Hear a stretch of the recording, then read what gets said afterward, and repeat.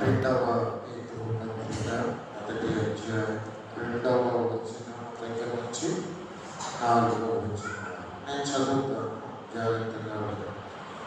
తన మహిమను బట్టి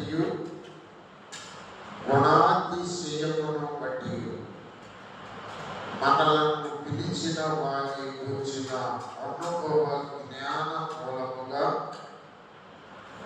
ఆయన దైవ శక్తి జీవములకు భక్తికి కావలసిన వాటినన్నిటినీ మనకు దయచేయుచున్నందున దేవుని గుర్చినట్టు మన ప్రభువైన యేసుక్రీస్తును గుర్చినట్టు అయినా దేవుని గుర్చినట్టు మన ప్రభువైన యేసుక్రీస్తుని గుర్చినట్టు అయినా అనుభవ జ్ఞానము వలన మీకు కృపయు సమాధానము విస్తరించును గాక.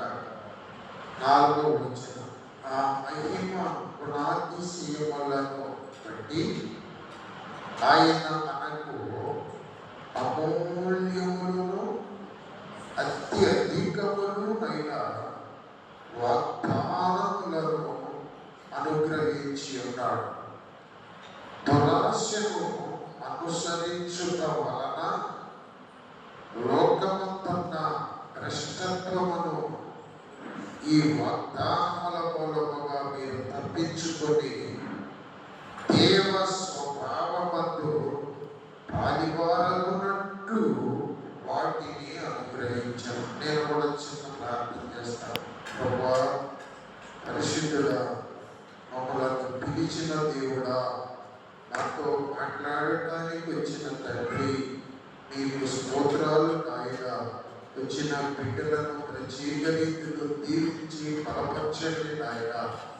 మీరు వాక్యం చెప్తూ ఉండగా తండ్రి, బిడ్డల పైన మేము అందరము గ్రహించేటువంటి శక్తిని ఆత్మధరలను అనుగ్రహించండి. ఈ లోక భ్రష్టత్వమును తప్పించుకొని దేవుని స్వభావములో మేము కూడా పాలిభాగస్తులు అవడానికి సహాయం చేయండి. మీ అనుభవ జ్ఞానాన్ని బట్టి మీ దైవ శక్తిని అయినా మేము ముందుకొని జీవాన్ని భక్తిని కొనసాగించుకోవడానికి సహాయం చేయండి. ప్రార్థించి మీకు అప్పగించుకుంటున్నాం పరలోకపు తండ్రి. ఆమేన్. ఆమేన్. దేవునికి స్తోత్రము. మీతో ఈ పత్రికను ప్రతి శనివారం ఎక్కువగా మాట్లాడుతూ ఉన్నాను. చాలా అమూల్యమైన పత్రిక, చాలా అద్భుతమైన పత్రిక, మన బ్రతుకులను బాగు చేసే పత్రిక. ఈ పత్రిక నాకు పేతురు పత్రిక ప్రింట్ చాలా ఇష్టం.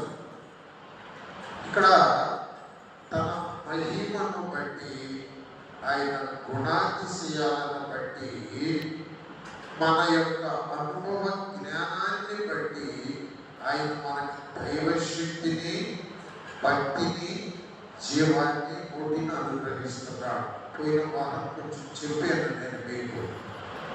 యేసుక్రీస్తుని గురించిన అనుభవం నీకు ఎంత ఉంది? నీ జీవితంలో ఆయన ఏమి చేయగలడు? అది పోయిన వారం మాట్లాడుకుందాం. కన్నీరు వస్తువులు కలుసుకుంటే నీ జీవితంలో, నా జీవితంలో, నా ప్రభువుని నమ్ముకున్న తర్వాత ఆయన చేసిన కార్యాలు కలుసుకుంటే ఏడవకుండా ఉండలేము, కళ్ళు తెరవకుండా ఉండవు. ఆ అనుభవ జ్ఞానాన్ని బట్టి ఆయన మనకి దైవ శక్తిని ఇస్తాడంట. హల్లెలూయా. ఏ శక్తిని ఇస్తాడు? దైవ శక్తిని ఇస్తాడు. ఈ మాటను గుర్తుపెట్టుకోండి. దేవుని శక్తి. యేసయ్య అంటాడు, మీరు నా యందు విశ్వాసం ఉంచితే నేను చేసిన కార్యాల కంటే గొప్ప కార్యాలు చేస్తారు అంటాడు. ఆయన చేసిన కార్యాల కంటే ఇంకా గొప్ప కార్యాలు చేస్తారంట. వర్షము రమ్మంటే వచ్చింది ఏరియా, వర్షము ఆగమంటే ఆగింది, అగ్ని దిగమంటే దిగింది. ఏమండి, ఆహారం లేకపోయినా కాపు తీర్చి ఆహారం ఇచ్చినాయి. ఏరియా ఒక విధవరాలి ఇంటిలో ఉంటే ఆ 3.5 సంవత్సరాలు కరుడు లేకుండా ఆ ఇంట్లో ఆహారం ఉన్నది. ఎందుకంటే దేవుని బిడ్డలు దైవ శక్తిని పొందుకోవాలి అంటే దేవుని కూర్చిన యేసుక్రీస్తును కూర్చిన నీ అనుభవం, ఆ జ్ఞానం ఉండాలి. ఆ జ్ఞానము మీకు దైవ శక్తిని ఇస్తుంది, భక్తిని ఇస్తుంది. ఏమిస్తుంది? దైవ శక్తిని ఇస్తుంది, భక్తిని ఇస్తుంది, జీవానికి కావలసినవన్నీ ఇస్తాయి. ఆత్మీయ జీవం, బ్రతకడానికి జీవం అన్నీ కూడా ఇస్తాయి. మనము వేరుమైన లేచి చాలా రాత్రిల తర్వాత పట్టుకొనుచు మన కష్టార్జితమైన ఆహారం భుజించుట వ్యర్థమే అని మోషే గారు చెప్తాడు. నీవు ఆయనకి ఇష్టంగా ఉంటే, ఆయనకి ప్రియులుగా ఉంటే, నీవు నిద్రపోకుండా తీసుకొచ్చి ఆయన నీకు ఆహారం అందిస్తాడు అని చెప్తాడు. చక్కని వాగ్దానం అండి. నువ్వేదో పాపులాడ అవసరం లేదు, పరిగెత్త అవసరం లేదు. ప్రభుని కూర్చున్న అనుభవ జ్ఞానము నువ్వు పొందుకోగలిగితే ప్రభుత్వం కొద్ది సమయం గడపడానికి, రోజులో ఎప్పుడో కొద్ది సమయం ఒక మనిషితో మాట్లాడినట్టుగా ప్రభుత్వం మాట్లాడే అనుభవం, ఒక మనిషి మాటలు విన్నట్టుగా దేవుని మాటలు వినే అనుభవం నీకుంటే నీకు 3 అందుతాయి. ఒకటి దైవ శక్తి అందుతుంది, రెండవది భక్తిని నేర్చుకుంటావు, మూడవది దైవశక్తి జీవమునకు అవసరమైనవన్నీ ఆయన దయచేస్తాడు. కనుక ఇది ఒకటి. 4వ వచనంలో అంటాడు, ఈ చూడండి అక్కడ 4వ వచనంలో, ఆ మహిమ గుణాతిశయములను బట్టి ఆయన మనకు అమూల్యములను అత్యధికములైన వాగ్దానములను అనుగ్రహించి ఉన్నాడు అంటాడు. ఆయన మనకి వాగ్దానాలు ఇచ్చాడంట. హల్లెలూయా. దేవుని వాగ్దానాలు నమ్మవచ్చు. మనుషులు వాగ్దానాలు ఇస్తారు, వాళ్ళు వెనక్కి తీసుకుంటారు, నెరవేర్చవచ్చు, నెరవేర్చకపోవచ్చు, మాట తప్పవచ్చు, నా వల్ల కాదు అని చెప్పవచ్చు. హల్లెలూయా. మధ్య మన చర్చి కోసం ఒక ఆయన పెద్ద ఆయన అడిగితే ఆయన నిర్లక్షిస్తానంటున్నాడు. వాగ్దానం చేశాడు మాకు, కానీ ఆయన ఇవ్వాల చాలా లక్షలు ఉన్నాయి, చాలా మందికి ఇచ్చాడు కూడా ఆయన, కానీ మనకు వాగ్దానం చేసి ఇవ్వాలి. కానీ దేవుడు వాగ్దానం చేసి ఇస్తాడు. ఆ వాగ్దానాన్ని నువ్వు పట్టుకోవాలి. ఈ వాగ్దానముల మూలముగా ఈ మాట వినండి, దేవుడు నీకు ఇచ్చిన వాగ్దానముల మూలముగా ఈ లోకమందున్న భ్రష్టత్వమును తప్పించుకుంటూ దేవుని స్వభావములో పాలి భాగస్థులు అవుదామంట. 2 మాటలు, ఒకటి దైవ శక్తి, 2 దేవుని స్వభావములో పాలి భాగం. చెప్పండి. ఒకటి దైవ శక్తి, రెండవది దేవుని స్వభావములో పాలి భాగం. దేవుడు ఎంత ప్రేమ గలవాడు, కొత్తగా నీకు వస్తుంది. దేవుడు ఎంత పరిశుద్ధుడో, కొత్త పరిశుద్ధత నీకు వస్తుంది. ఆయన యొక్క గుణగణాలలో నువ్వు కూడా పరిభాగం పొందుతావు. అయితే ఈ గుణగణాలలో పరిభాగం పొందకుండా ఒకటి చేస్తుందంట. ఏంటంటే అది దురాశ. ఏంటది? దురాశ. దురాశను ఒక మనుషుడు బాగా జాగ్రత్తగా విన్న మాట. దురాశను ఒక మనుషుడు అనుసరించినప్పుడు అతడు తను రక్షించబడిన విషయం మర్చిపోయి, నేను దేవుని బిడ్డనే, దేవుడు నన్ను కడిగేది అన్న విషయం మర్చిపోయి భ్రష్టుడైపోతాడంట. ఏమైపోతాడు? భ్రష్టుడు. అంటే రక్షించబడ్డావు, ఎందుకు దేవుడు రక్షించుకున్నాడు? కాబట్టి జాగ్రత్తగా వినండి. దేవుడు ఎందుకు నీ కోసం ఆయన శిలువలో మరణించాడు? శిలువలో మరణించడంలో ప్రభు ఉద్దేశం ఏంటి? అంత బాధపడి దేవుడు ఒక శరీరాన్ని ధరించి శిలువ యొక్క గొప్ప కార్యము ముగించడం రక్షించడానికి సమాప్తమైందంట. ఆయన ఉద్దేశం ఏంటంటే, ఏమండి జాగ్రత్తగా వినండి, లోక సంబంధమైన భ్రష్టత్వంలో నుంచి తప్పించుకొని లోకములో ఉన్న భయంకరమైన భ్రష్టత్వంలో నుంచి మీరు వేరుగా బ్రతకటానికి ఆయన శిలువలో మరణించాడు. లేదు చెప్పండి, మీరు భ్రష్టులు అవడానికి ఆయన శిలువలో మరణించలేదు. మీరు భ్రష్టత్వం తప్పించుకోవటానికి అమూల్యమైన వాగ్దానం కాదు. మన పాత నిబంధనలో ఉన్న భక్తులకు, మన ఆది పితరులకు ఆయన 1-2 వాగ్దానాలు ఇచ్చాడు. మనకు అనేకములైన అమూల్యమైన వాగ్దానాలు ఇచ్చేటంట. నా ఆత్మను మీకు ఇస్తాను, నా రక్తాన్ని మీకు ఇచ్చాను, నేను నా మహిమను మీకు ఇచ్చాను.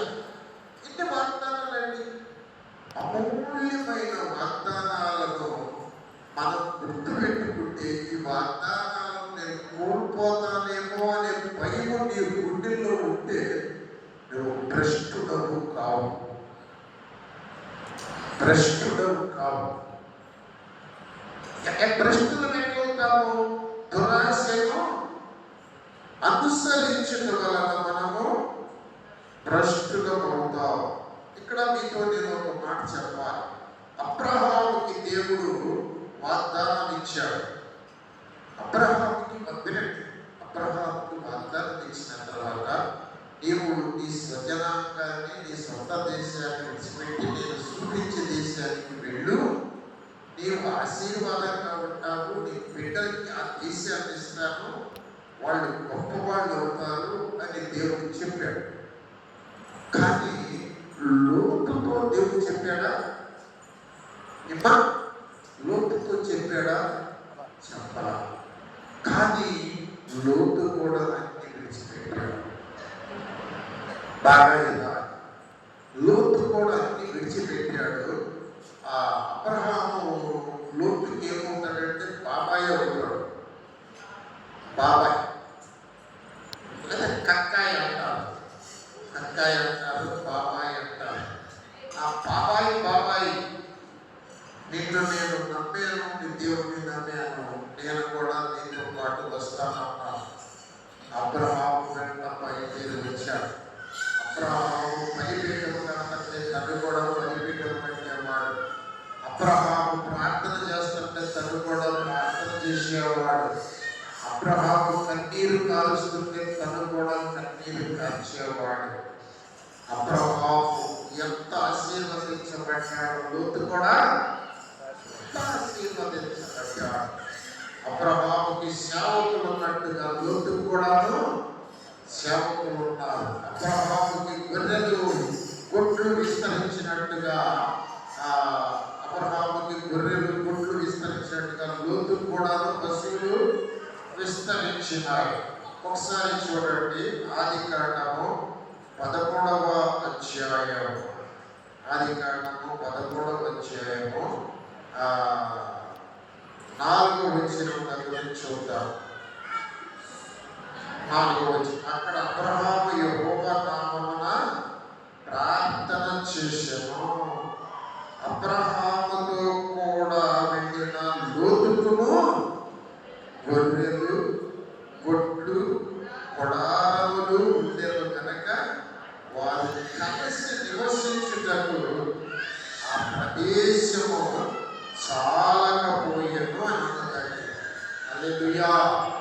వారు కలిసి నివసించుటకు ఆ ప్రదేశము వాళ్ళకి చాలంత ఆస్తి వారికి ఎక్కువైపోయిందంట. హల్లెలూయా చెప్పండి. ఒక దైవ సేవకుడు, ఒక దేవుని నమ్మిన నీతి కలిగిన బిడ్డను ఒక వ్యక్తి వెంబడించగలిగితే ఆ వ్యక్తి ఆశీర్వదించబడతాడు. మీకు ఒక మాట చెప్తా, మిమ్మల్ని దేవుని దగ్గరికి నడిపించినటువంటి వారిని, మీకు వాక్యం బోధించినటువంటి వారిని ఏమంటారంటే ఆత్మీయ తండ్రి అంటారు. ఆ ఆత్మీయ తండ్రికి ఎప్పుడు వేరే బ్రతకూడదు. ఆ ఆత్మీయ తండ్రిని ఎప్పుడు దూరం చేసుకోకూడదు. మీరు ఆత్మీయ తండ్రి యొక్క ప్రార్థన, ఆ ఆత్మీయ తండ్రితో ఉండే సహవాసము నీ యొక్క అభివృద్ధికి కలిసి వస్తుంది, నీ ఆశీర్వాదాన్ని కలిసి వస్తుంది. నీవు ఆత్మీయ తండ్రి అంత గొప్పవాడివిగా అవ్వడానికి అవకాశం ఉంటుంది. అబ్రహాము ఎంత ఆస్తిపరుడు అయ్యాడు, లోతు కూడా అంత ఆస్తిపరుడు అయ్యాడు. వారు కలిసి ఉండటానికి ఆ స్థలము చాలా స్థలం ఉంది. అక్కడ ఏం జరిగిందంటే గొడవలు వచ్చినాయి. చూడండి 7వ వచనంలో, అప్పుడు అబ్రాము పశువుల కాపరులను లోతు పశువుల కాపరులకు కలహము పుట్టెను. ఆస్తి ఎక్కువయ్యేసరికి జీతకాలంలో విభేదాలు వచ్చినాయి, ఓర్పు అనేది పోయినాయి. నువ్వెంతో నేను కూడా అంతే, నీకెంత ఆస్తుందో నాకు అంత ఆస్తుంది అన్న లెక్కలకు వచ్చినప్పుడు ఎవరు తగ్గరు. లోతు జీతకాలు తగ్గట్లేదు, వాళ్ళు వీళ్ళు గొడవడుకుంటున్నారు. కలహాలు ఎక్కువైపోయినాయి. ఆత్మీయత చల్లారిపోయింది. ధనము విస్తరించిన ధనము హెచ్చైనా మతము హెచ్చవు. బైబిల్లో ఉంటుంది, ఒకరి ధనము విస్తరించుట వాని జీవమునకు మూలము కాదు అని ఉంటుంది. అబ్రహాము ధనము విస్తరించింది, లోతు ధనము విస్తరించింది. వాళ్ళు గొడవలు పెరిగినారు. వాళ్ళ జీతకాలు తగాదాలు ఆడుకుంటున్నారు. మా ఊళ్ళో నండి మగోళ్ళు ఎక్కువగా తగాదాలు ఆడరు. మా ఊరంటే పెద్ద ఊరు. సాయంకాలం ఇంటికి వచ్చేసరికి ఆడవాళ్ళు పిల్లల దగ్గర ఏదో తగాదాలు ఆడుకుంటారు. మగోళ్ళు పనిచేసి వచ్చి వాళ్ళ మూలంగా వీళ్ళు కర్రలు తీసుకొని తలకాయ వాడుకుంటారు. వీళ్ళు తగాదాలు ఆడరు. వాళ్ళు తగాదాలు ఆడి కూర్చుంటారు కదలకుండా. వచ్చిన తర్వాత ఈ పంట చెబుతాడా అంటే పిల్లలు చేస్తారు. ఆ పంట చెబుతుంది, ఈయనకి అర్థం తీసుకొని వెళ్తాడు, ఆయనకి అర్థం తీసుకొని పుట్టుకోవడం ఇంకా వీళ్ళకి తనకాలు పోతే వాళ్ళు ఇక్కడ కథలు కూర్చుంటారు. ఆడరు. మాకు ఎక్కువగా అలాంటివి జరుగుతూ ఉంటాయి. కానీ ఇక్కడ మనవాడు చాలా మంచివాడి. ఆడవాళ్ళు అంట గొడవలు పెట్టుకుని మొక్కలు అంట చేయ అవసరానికి ఇదే తెలుసుకుంటారు. దేవుడిని తీసుకుంటారు. ఇక్కడ ఈ లోతు పనివారు అబ్రహాం పనివారు కలహమయ్యేసరికి అబ్రహాంకు బాధ వేసింది. అబ్బాయి చూడండి 9వ వచనం అంటాడు, ఈ దేశం అంతా నీ ఎదుట ఉన్నది కదా. దేశం అంతా మన దేవుడు ఇచ్చేసాడు. ఓల్డ్ ఉంటే మొత్తం ఉన్నది కదా. దేశం అంతా నీ ఎదుట ఉన్నది కదా. దయచేసి నన్ను విడిచి వేరుగా ఉండము. నీవు ఎడమ తట్టుకు వెళితే నేను కుడి తట్టుకు, నీవు కుడి తట్టుకు వెళితే నేను ఎడమ తట్టుకు వెళ్తానని లోతు చెప్పగా, లోతు కన్నులెత్తి యోర్దాను ప్రాంతమంతటిని చూశాను. యెహోవా సొదొమ గొమొర్రా పట్టణములను నాశనం చేయకమునకు సోయరుకు వచ్చు వరకు అదంతా యెహోవా తోట వలె ఉండెను. ఇక్కడ మీకు మాట చెప్తాను. అబ్బాయి, నువ్వు నేను కలిసి ఉంటాను సాపలేదు, కానీ నువ్వు కుడి తట్టుకు వెళ్తే నేను ఎడమ తట్టుకు వెళ్తాను, నువ్వు ఎడమ తట్టుకు వెళ్తే నేను కుడి తట్టుకు వెళ్తానంటే లోతు ఏమనాలి? ఏమనాలి చెప్పండి?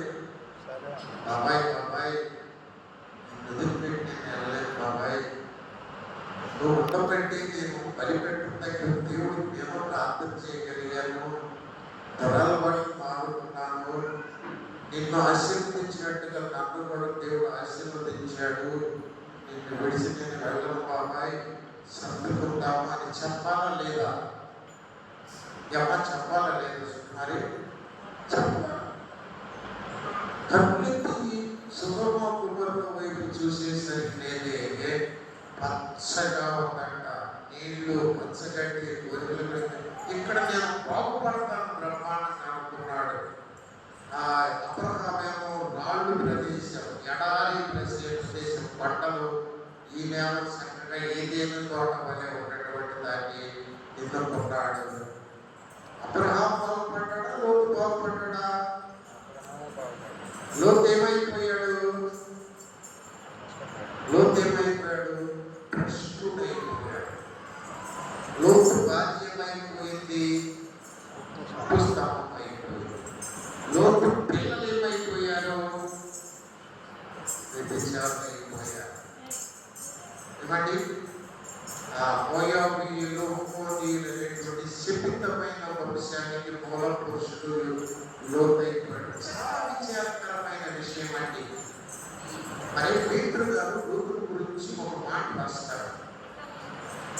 2వ పేతురు పత్రిక 1వ అధ్యాయము 2వ అధ్యాయం 2వ పేతురు పత్రిక 2వ అధ్యాయంలో 6వ వచనం దగ్గర నుంచి 8వ వచనం వరకు చదువుతారు, చూడండి.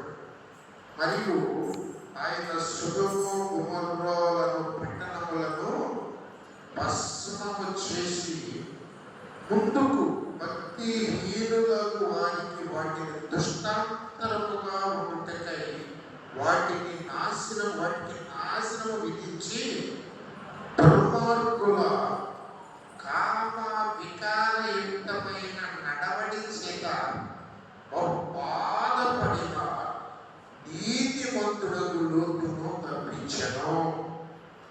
8వ వచనం. ఆ నీతిమంతుడు వారి మధ్యన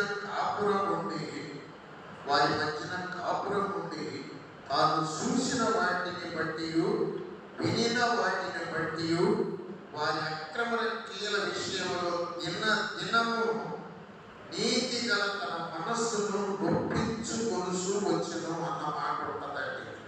దేవుడు ఏమంటాడంటే లోతుని నీతి గలవాడు అంటాడు.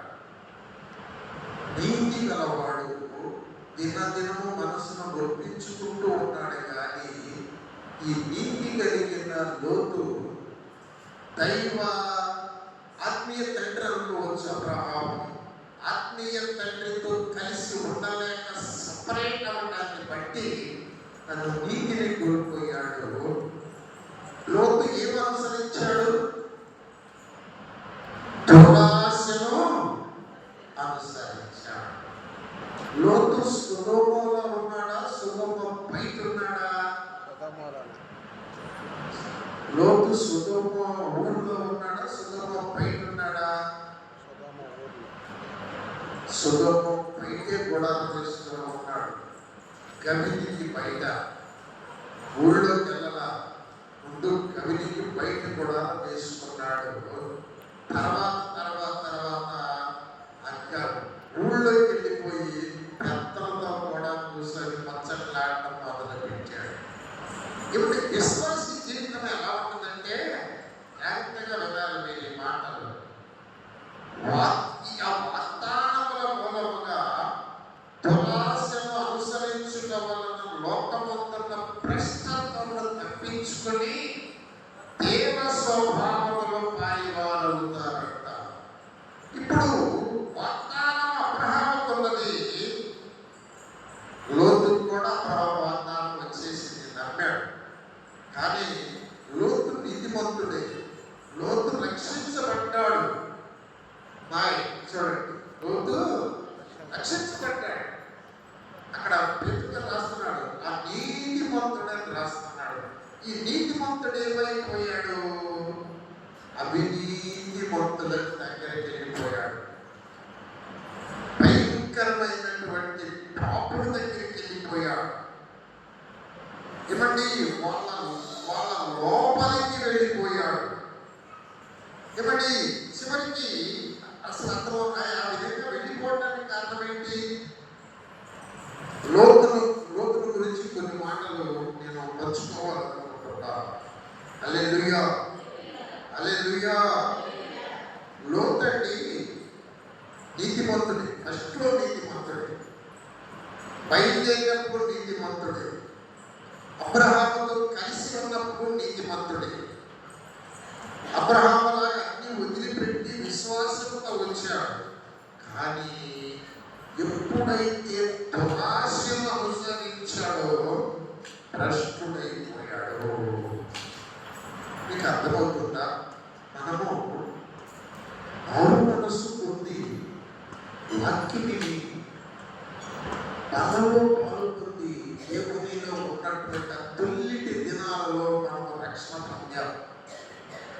ఆ రక్షణ పొందినటువంటి మనము అమూల్యమైన రక్తముతో కడగబడిన మనము, దేవుని పిల్లలుగా పిలువబడుతున్న మనము, పరిశుద్ధులుగా సంఘముగా ఏకముగా పిలువబడుతున్న మనము రాను రాను రాను రాను ఏమయ్యాము అంటే, జాగ్రత్తగా వినండి, మనము భ్రష్టత్వంలోనికి వెళ్ళినట్టుగా మనము గమనించగలము కదండి. అప్పుడు ఉన్నటువంటి భక్తి లేదు, అప్పుడు ఉన్నటువంటి ఆత్మ ఉజ్జీవము లేదు, అప్పుడు ఉన్నటువంటి ఆ తపన లేదు మనకి. అది చిన్న పాట అయితే మనకి పాట నిండా కూడా అప్పు అగ్ని మండిన దినాలు మీకు గుర్తున్నాయో లేదో కానండి, నాకు బాగా గుర్తున్నాయి ఆ దినాలు. హల్లెలూయా. కనుక మనం ఇప్పుడు ఏమైపోయాము చల్లారిపోయాము అని నాకు అనిపిస్తుంది. దాన్ని ఇంకొక మాటగా చెప్పాలంటే భ్రష్టులైపోయి, ఆ మాట అంటానికి నాకు కొంచెం బాధగానే ఉన్నది. లోతు నీతిమంతుడే కానీ లోతు భ్రష్టుడైపోయాడు. మనము రక్షించబడిన దేవుని బిడ్డలమే కానీ మనము కూడా ఏమో ఎందుకు భ్రష్టుడైపోయాడు లోతు అంటే దురాశను అనుసరించాడు. దైవ తండ్రితో, బాబాయితో, భక్తుడితో కలిసి ఉండటానికి ఇష్టపడక ఆయన సపరేట్ని కోరుకున్నాడు. కొన్ని మాటలు మీతో చెప్తాను. లోతు స్వభావ లక్షణాలు భ్రష్టుడు అవడానికి కారణం ఏంటంటే, మామూలుగా రండి ఎవరికో బాగండి 4 మాటలు వచ్చేసరికి బైబిల్ సంకన పెట్టుకొని నేను అవ్వకుండా అంటారు. 4 మాటలు వచ్చేసరికి అంతవరకు ఆత్మలో నడిపించిన ఆత్మీయ సంగతి మర్చిపోతారు. ఆయన కంటే గొప్పలు అనుకుంటారు, మాకే అంతా తెలుసు అనుకుంటారు. చాలా నష్టపోతాము. అసలు ఆ లక్షణమే మంచిది కాదు. నిజమండి, ఒక మొత్తం అన్నం పెడితే కృతజ్ఞతగా ఉన్నాం, 10 రూపాయలు ఇస్తే ఎంతో థ్యాంక్స్ అయ్యాలని చెప్తామండి. మన ఆత్మను రక్షించిన ఆత్మీయ తండ్రి మన కోసం కన్నీళ్ళు కారుస్తూ ప్రార్థన చేస్తూ ఉంటాడు. నా పిల్లలు బాగుండాలని, బ్రతికినా చనిపోయినా కూడా పరిశుద్ధులు ప్రార్థన చేస్తారు. ఇంత గొప్ప సాక్షి సమూహము మేఘములే మనలను ఆవరించి ఉన్నందున ప్రతి భారమును సులువుగా చింతలు పెట్టు పాపమును విడిచిపెట్టి ఆ విశ్వాసమునకు కర్తయు దాన్ని కొనసాగించువాడైన యేసు వైపు చూచు మన ఎదుట ఉంచబడిన పద్యములు ఓపికతో పరిగెత్తుతాము.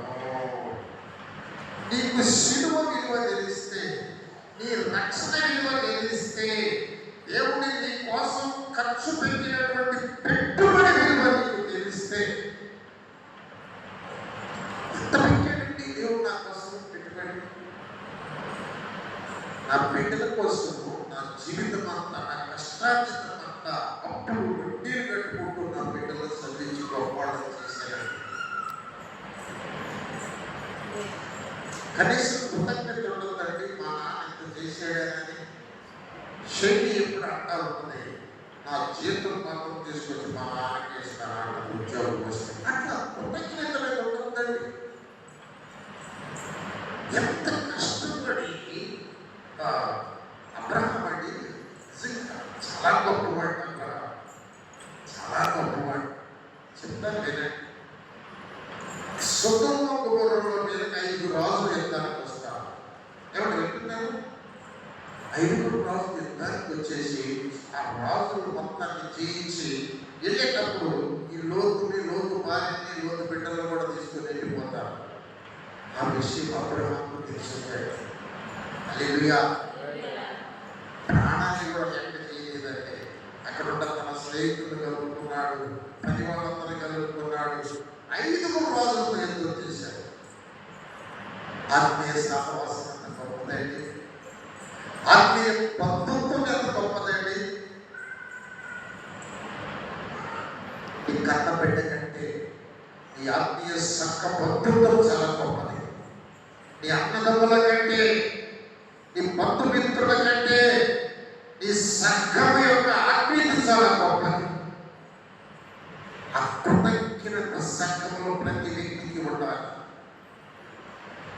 అబ్రహాము ఎప్పుడైతే లోతు చెరపట్టబడ్డాడు, తన భార్యను పిల్లలను తీసుకెళ్ళిపోయినన్నాడు, వచ్చి ఆ 5 రాజులను జయించి మొత్తాన్ని అప్పగిస్తాడండి. మీతో ఒక మాట చెప్తాను, థ్యాంక్స్ బాబాయ్ అట్లా పని కనీసం ఎప్పుడన్నా అబ్రహాం దగ్గరికి వెళ్ళి చూసి మంచి చేయడం పలకరించాడా?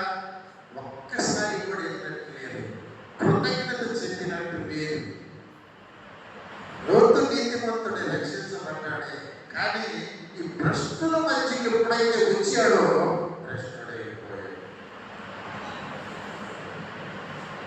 ఇప్పటి బైబిల్లో ఒక మాట చెప్తారు, క్రీస్తుకి బిలియానికి ఏమి సంబంధము? జీవము గల దేవునికి విగ్రహంతో పుట్ట. అతను రక్షించబడ్డాడు, నీతిమంతుడే. కానీ వాళ్ళందరూ వచ్చేసేసి, సుధర్మోపరంలో ఉన్న వాళ్ళందరూ వచ్చేసేసి, లోతు నీ ఇంట్లోకి వచ్చిన వాళ్ళు ఎవరో వాళ్ళని బయటికి పంపించు, మేము వాళ్ళతో కలవాలి అంటారు. లోతు ఇంటిగా బయటకు వచ్చి తలుపేసి వాళ్ళతో ఏమంటాడంటే, ఒకసారి చూడండి, లోతు బయటకు వచ్చేసి అంటాడు, అన్నలారా, ఏమంటాడండి, అన్నలారా,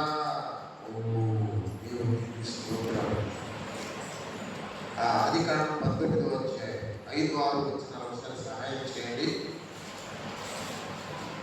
లోతుని పిలిచి, ఈ రాత్రి ఎండకు వచ్చిన మనుషులు ఎక్కడ? మేము వారిని కూడినట్లు మా ఎందుకు వారిని వెలుపలికి తీసుకొని రమ్ము అతనితో చెప్పగా, లోతు వెలుపల ద్వారమునకు వచ్చి వారి దగ్గరకు వెళ్ళి తన వెనుక తలుపు వేసి, అన్నలారా, ఏమంటే పిచ్చడి నా వైపు వాళ్ళు లోతు అన్నలా. ఎంత దిగజారిపోయాడు మరి. రక్షించబడిన తర్వాత లోకస్తుల మధ్యకి కూర్చున్నాం. ఒక విశ్వాసి ఎంతసేపు బలాయించగల ఆటలు,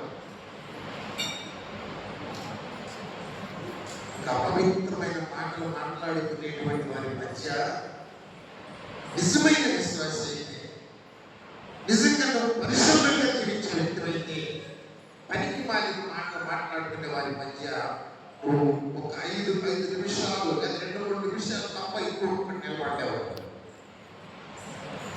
వాళ్ళతో మాట కలిపి సోది మనుషులు చేయవరు.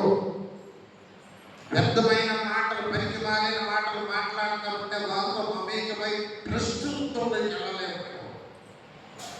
లోతు దినదినము తన నీతిగల మనస్సును ఒప్పింపజేసుకుంటూ వాళ్ళ మధ్య ఉన్నాడంట.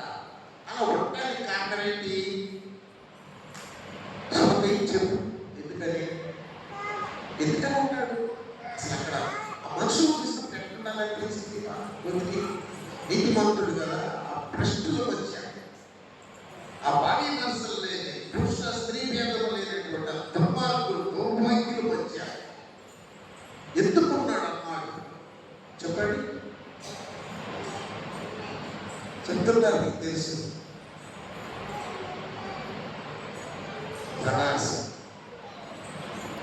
డబ్బు వదిలిపెట్టి కావాలని చెప్తుంది, కానీ లాభం పోయిందేమో. అక్కడ ఒక 30 ఎకరాలు పొలం కొనుక్కున్నాడేమో, ఆ సుందరమో దగ్గర 4 అపార్ట్మెంట్లు కట్టుకున్నాడేమో. ఈయన వదిలిపెట్టిపోతే ఈ పొలం పోతే, ఈ డబ్బు భలే లాభపడుతుంది. ఈ గొర్రెల వ్యాపారం చేస్తా ఉంటే, ఆ బొచ్చు అమ్ముతా ఉంటే, ఆ పాలు అమ్ముతా ఉంటే, ఆ గొర్రెలు అమ్ముతా ఉంటే కుప్పలు కుప్పలు డబ్బులు ఇస్తున్నారు. డబ్బు డబ్బు ఎట్లా కట్ట మరింత చివరికి ఎంత ప్రశ్న లేకుంటే తన కుమార్తెలు తీసుకెళ్ళాలిగా వాడు వదిలిపెట్టాడు. కానీ ఎంత ఎందుకు చెప్తున్నానంటే నేను మీకు ఇంకోసారి పంచుకుంటాను.